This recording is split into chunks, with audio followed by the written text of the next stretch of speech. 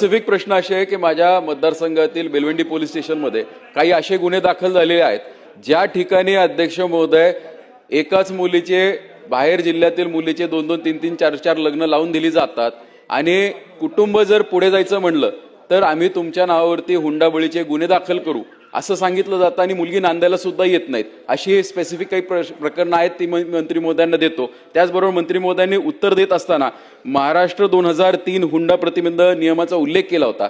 त्याच्यामध्ये एक तरतूद अशी आहे की त्रिमासिक अहवाल झाला पाहिजे। आमच्या माहितीनुसार अध्यक्ष महोदय हा त्रिमासिक अहवाल सादरही होत नाहीत आणि अनेकदा हे प्रलंबित राहतात। त्यामुळे माझे 2 स्पेसिफिक प्रश्न आहे की हा अहवालाबद्दलची काय परिस्थिती आहे आणि दुसरा एक महत्त्वाचा मुद्दा अध्यक्ष महोदय की ह्या कायद्याचा जो गैरवापर केला जातो, जसं आमच्या ताईंनी मगाशी सांगितलं की ह्या ज्या मोठे कुटुंब आहेत याच्यामध्ये ही प्रथा सुरू झालेली आहे। असे काही प्रकरणं मी स्वतः अनुभवतोय की श्रीमंत कुटुंबातील काही असे लोक असतात की न मागता गाडी वस्तू दिली जाते आणि काही वर्षानंतर ती भगिनी त्या तिच्या नवऱ्याला ब्लॅकमेल करायला सुरू करते की तुम्ही माझं असं ऐका, जर नाही ऐकलं तर तुमच्यावरती आम्ही गुन्हे दाखल करू। तर या गैरवापराबद्दल आपण काही मार्ग काढणार आहोत का?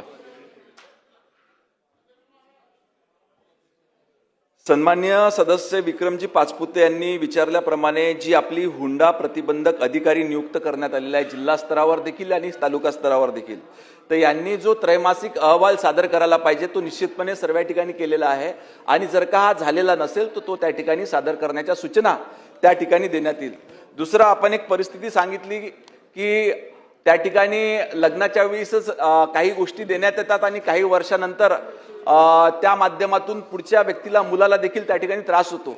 तर अशा संबंधित स्पेसिफिक जर का तक्रारी भेटल्या तर ती परिस्थिती बघून त्याच्यावर गृह विभाग कारवाई करेल। अधिक माहितीसाठी स्टार इंडिया 1 न्यूज पाहत रहा। चॅनलला सबस्क्राइब करा आणि अशाच अपडेट्ससाठी बेल आयकॉन दाबा।